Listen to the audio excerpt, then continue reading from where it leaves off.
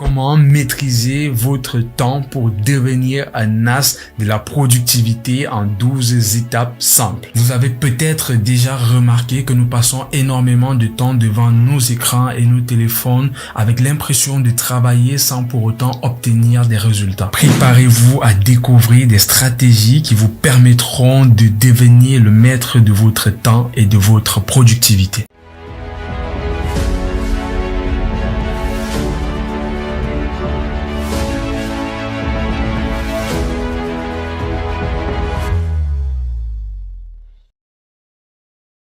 Étape 1, définissez vos objectifs. Un objectif sans plan n'est qu'un souhait. Antoine de Saint-Exupéry. Prenez le temps de définir vos objectifs, que vous soyez développeur, marketeur, entrepreneur ou tout autre professionnel du digital. Cela vous aidera à donner une direction claire à vos actions et de travailler de façon plus ciblée et efficace. Étape numéro 2, utilisez la loi de Pareto. 80% de vos résultats sont générés par 20% de vos actions. C'est un principe que j'utilise personnellement. Identifiez les tâches qui ont le plus d'impact sur votre productivité et concentrez-vous sur celles-ci. Éliminez les tâches superflues qui ne contribuent pas significativement à vos résultats, quel que soit votre rôle ou votre spécialité dans le digital. Troisième étape, planifiez votre journée. Si vous échouez de planifier votre journée, vous planifiez d'échouer.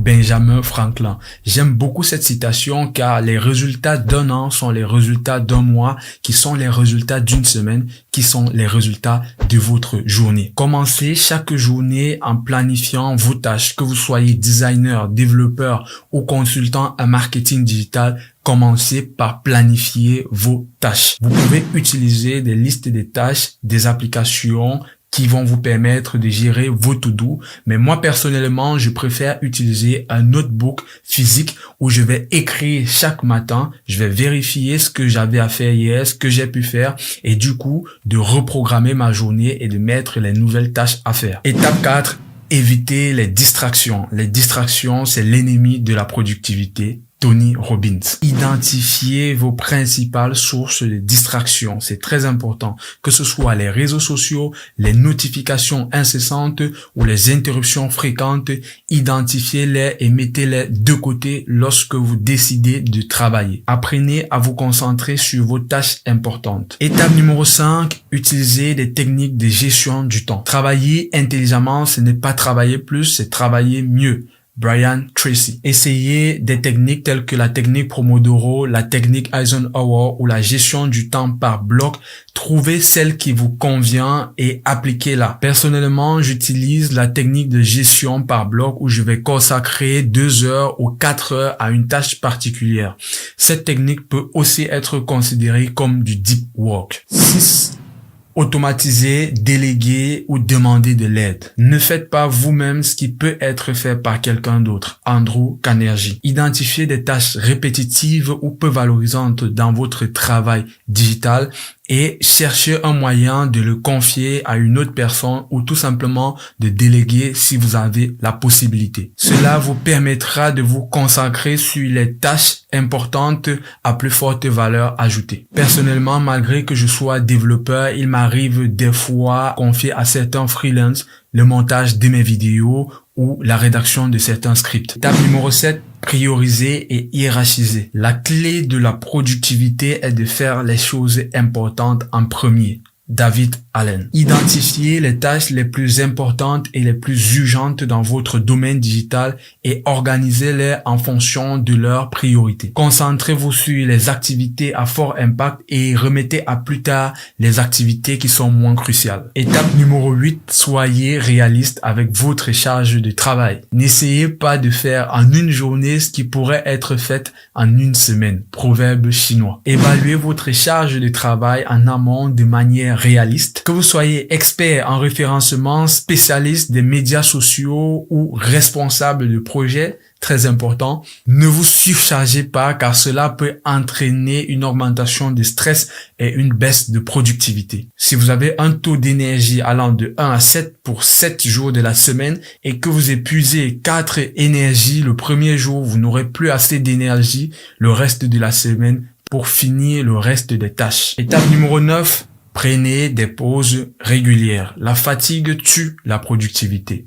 Tony Schwartz. Accordez-vous des pauses régulières pour vous reposer et recharger vos batteries, que vous soyez créatif ou analyste de données ou tout autre professionnel du digital. Cela vous permettra de maintenir votre concentration et votre énergie tout au long de la journée et de la semaine. Oui, il est donc important de sortir, s'amuser avec des potes. Tout dépend de vos hobbies personnels. L'idée ici, c'est de passer un message clair à son corps que lorsqu'on a fini de travailler, on peut s'amuser, on peut profiter de la vie tout en déclenchant des pics de dopamine sur des séquences moyennes de travail fréquentes et répétitives. Étape numéro 10, établissez des routines. Les routines créent les bonnes habitudes mènent au succès. John Maxwell. Ça peut être faire son petit déjeuner, cuisiner, faire du sport, aller courir 15 minutes, lire un livre, faire une veille technologie, s'informer sur d'autres sujets,